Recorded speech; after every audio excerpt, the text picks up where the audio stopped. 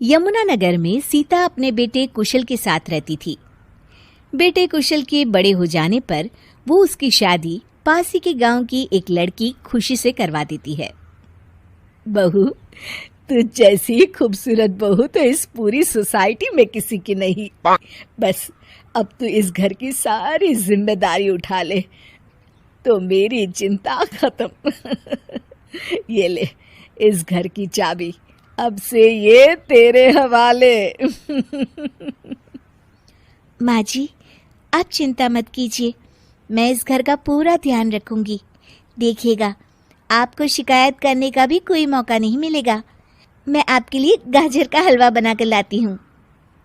शादी के कुछ ही दिन बाद खुशी के तेवर बदलने लगते हैं। माँ जी, मैं आपसे कह देती हूँ, मैं इस घर की बहू हूँ, कोई नौकरानी नहीं जो हर समय आपकी बात मानूं। बहू, मैं तो बस ये कह रही थी कि तू हर समय फोन पर ये किससे बात करती रहती है। हर समय तेरा फोन बिजी आता है। ये बात कुशल को पसंद नहीं बेटा। हाँ हाँ, मेरी तो हर बात सबको बुरी ही लगती है। अब शादी को कई महीने बीत चुके हैं, मगर खुशी कभी भी खुश नहीं रह पाती और वो अपने पति और सास से भी हमेशा झगड़ती रहती है। असल में शादी से पहले उसका एक प्रेमी होता है, गोविंद।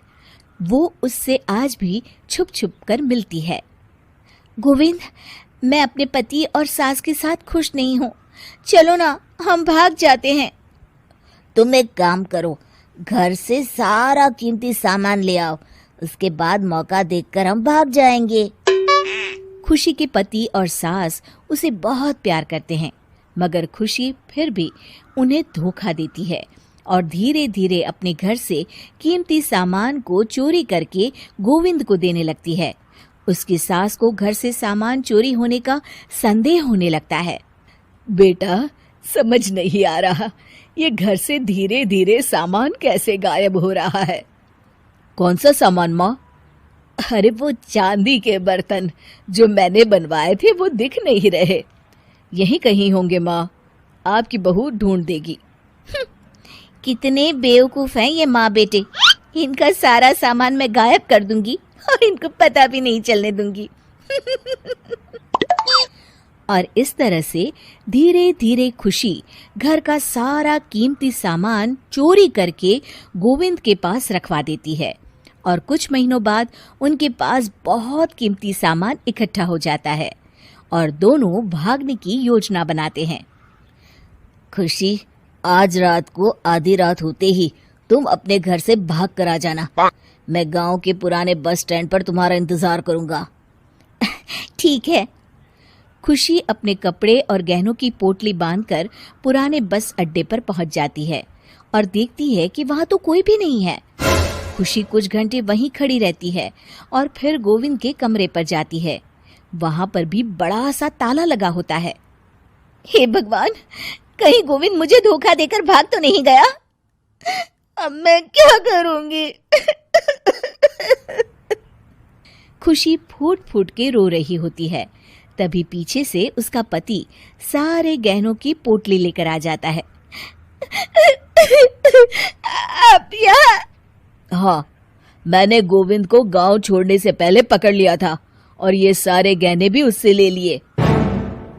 आपको सब पता था कि मैं आपको और माँ जी को धोखा दे रही थी? हाँ, मगर मुझे ये भी पता था कि गोविंद अच्छा इंसान नहीं है। अगर मैं तुमको समझाता तो तुम कभी नहीं समझ पाती, इसलिए मैं चाहता था कि तुम्हारी आंखें खुद खुले। मुझे माफ कर दीजिए। कोई बात नहीं खुशी, मगर हमेशा ये याद रखना कि तुम्हारे अपने कभी भी तुम्हें धोखा नहीं देंगे। माँ और मैं तुम्हें बहुत प्यार करते हैं और हम दोनों चाहते हैं कि खुशी खुशी खुशी हमारे घर रहे, क्योंकि तुम ही तो हमारी खुशी हो। हाँ, मैं आज के बाद आपको और माँ जी को कभी निराश नहीं करूंगी। नई पड़ोसन। प्यार और दोस्ती के बीच का जो रिश्ता होता है ना, वैसा ही कुछ रिश्ता है शर्मा जी का अपनी पड़ोसन बबीता भाभी से। अरे सुनिए ना, कुछ पैसा देकर जाइएगा, मैं और पड़ोस की बबीता भाभी आज शॉपिंग में जाएंगे।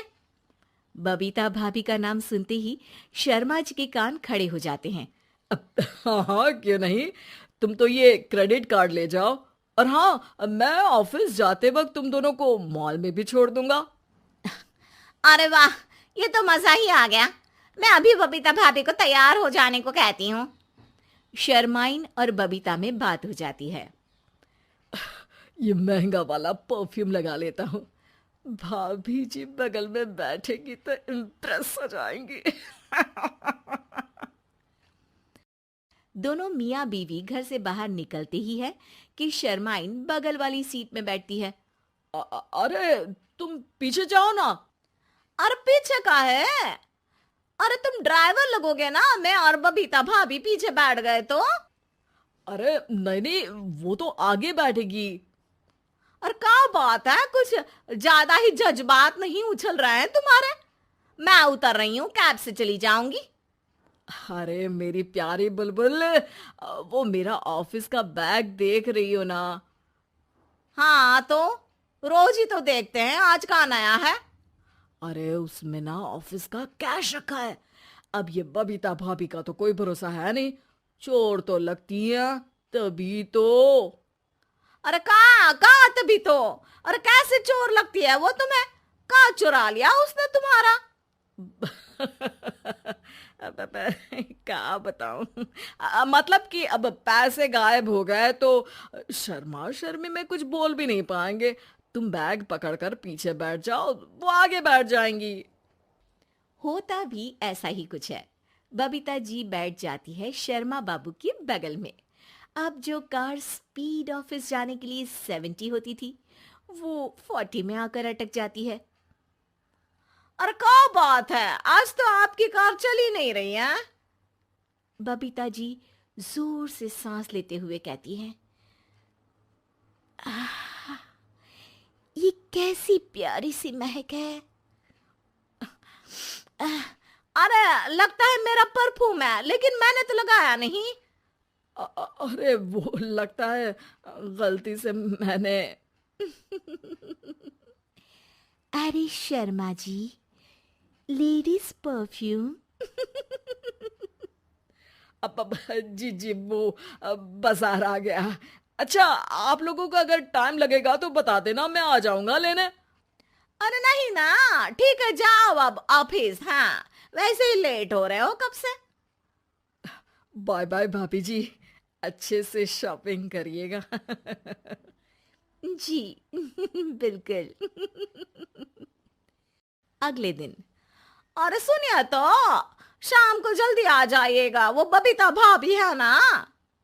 अब कौन बबीता भाभी? याद नहीं आ रहा। अरे वही वाली जिसके साथ आपने हमें मार्केट में छोड़ा था, याद नहीं का? अरे कौन वो पतली लंबी काले काले बालों वाली हिरण जैसी आंखों वाली, वही ना? अरे याद नहीं आ रही अच्छे से। वाह जी वाह। अरे और कितना याद रखोगे? उन लोगों के घर हमारा आज रात का खाना है, टाइम से आ जाना। शर्मा और शर्माइन पड़ोस की बबीता भाभी के घर खाना खाने जाते हैं, जहां बबीता का पति कहता है, अरे आइए आइए भाभी जी, आप ही का इंतजार हो रहा था। देखिए, आज सब्जी मैंने खुद आपके लिए अपने हाथों से बनाई है। अच्छा, तो कभी हमारे घर भी आइए, खाने में मैं भी खिलाऊंगा बबीता भाभी को अपने हाथ का कोरमा मसाला। अगर आप दोनों की खुद की तारीफ हो गई हो तो थोड़ा बैठकर बात कर लें। अरे बबीता जी, आपकी शादी अरेंज्ड मैरिज लगती है, तभी आप कहाँ इतनी सुंदर, और भाई साहब। अरे नहीं नहीं, हम लोगों की तो लव मैरिज थी। मैंने तो 16 सोमवार रखी थी इनके लिए। अरे हाँ, मैंने भी इनसे शादी के लिए ना 16 सोमवार रखे थे। अच्छा, और व्रत करने के बाद ये मिले आपको? अरे चुप रहिए ना, कुछ भी बोले जा रहे हैं। कितनी प्यारी जोड़ी है शर्मा और शर्माइन जी की। हाँ वैसे और भी अच्छी हो सकती थी। सब खाना खाकर अपने घर के लिए निकल ही रहे होते हैं कि और हाँ, अब हम लोगों को एक दूसरे के घर जाने के लिए किसी बहाने की जरूरत नहीं होनी चाहिए। अरे भाई पड़ोसी हैं, वो भी एक उम्र के। क्यों मिसेस शर्मा? और अब मुझे और कविता भाभी को तो बोलने की भी जरूरत नहीं है। वो कहा ना, हम लोग वैसे भी साथ ही रहते हैं। कभी वो सुबह मेरे घर में तो शाम को मैं उनके। एक दिन शर्मा जी ऑफिस से शाम को घर आने के बजाय बबीता जी के घर मिठाई का डिब्बा लेकर पहुंच जाते हैं। अरे भाभी जी, कहाँ हैं आप? अरे भाई साहब, आप? मुझे लग ही रहा था कि आप ही होंगे। जी भाभी जी, कनेक्शन इसी को तो बोलते हैं। वैसे ये लीजिए मिठाई खाइए, मेरा प्रमोशन हो गया जी। आपने भाभी जी यानी अपनी बीवी से शेयर कर ली ये बात और मिठाई दोनों? अरे नहीं नहीं नहीं भाभी, जैसे ही मेरा प्रमोशन हुआ मिठाई लेकर सीधे आपके घर आया हूँ। लीजिए लीजिए, खा लीजिए। तभी पीछे से शर्माइन आकर खड़ी हो जाती है। अरे मिठाई का दौर खत्म हो गया हो तो घर चलेगा। शर्माइन को देखकर शर्मा सकपका सा जाता है। अब हाँ हाँ, चलो चलो। वो भाभी जी तो बोल रही थी कि जी शर्मा जी, इसीलिए मैं बोल रही थी कि मुझे लगा आप ही होंगे, क्योंकि आपकी वाइफ मेरे घर में थी तो आपको तो ऑफिस से सीधा यहीं ही आना था ना। घर आकर शर्माइन शर्मा पर बरसती है। अरे देख रहे हैं हम, कुछ दिनों से आप बबीता जी पर कुछ ज्यादा ही मेहरबान हो रहे हैं। अरे वो तो तुम्हारी सहेली है तो मैं थोड़ा भाव दे देता हूँ, वरना तो तुम जानती हो मैं तुम्हारे बिना किसी को देखता तक नहीं हूँ।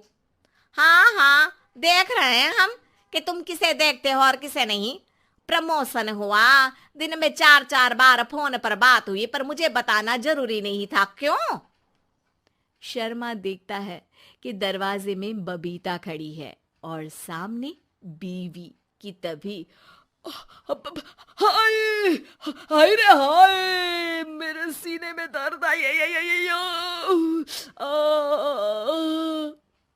वो सीना पकड़कर बैठ जाते हैं। अब एक तरफ से बीवी शर्मा जी को पकड़ती है और एक तरफ से बबीता जी। बेचारे शर्मा जी इस बार तो बच गए, लेकिन देखना बाकी है कि आखिर कब तक।